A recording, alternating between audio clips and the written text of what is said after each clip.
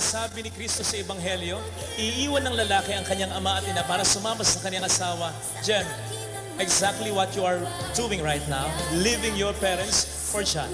Ang ibig sabihin nito, mahalaga sila. But from now on, ang dapat na pinakamahalaga sa iyo, hindi sila, kundi siya. Hindi sila Jem, kundi si John. Ito'y alam at tanggap ng inyong mga magulang. Kaya naman kahit sila'y masaya para sa inyo, may kirot sa kanilang puso sapagkat ang kanilang anak nasa harapan nila. Pinapag-aral, binigyan ng magandang bukas sa kabila ng hirap ng buhay. Hindi pa sila nakababawi, nag-asawa na. May sarili lang prioridad ngayon. Pero ito'y tanggap nila. Kaya huwag niyong kakalimutan ito. Ito'y isa lamang sa maraming pagbibigay ng inyong mga magulang. Kaya kayo, ngayon ay kayo. Kaya may kasal ngayon.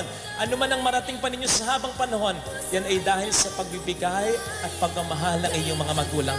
Kaya ang pagtulong sa magulang, kahit kaunti lang at kahit paminsan-minsan, bagamat hindi kayo obligado, hindi dapat pinag-aawayan, kundi dapat pinag-uusapan ng mag-asawa. Jem, gusto mo bang mas mahalin ka pa ni John? Mahalin mo ang nanay at tatay niya. Mas mamahalin ka ni Jen pag minahal mo ang nanay at tatay niya. So bago kayo bumuo ng isang bagong pamilya na pinakamahalaga, pasalamatan niyo muna sila.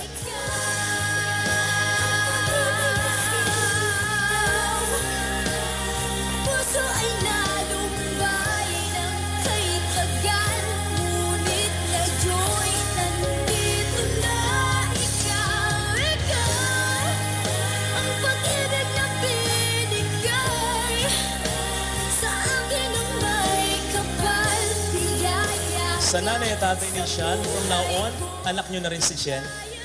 Mula po ngayon, anak nyo na rin si John. So kung sila'y mag-aaway na kasama sa buhay pag-aasawa, wala kayong kakampihan sapagkat anak nyo silang dalawa.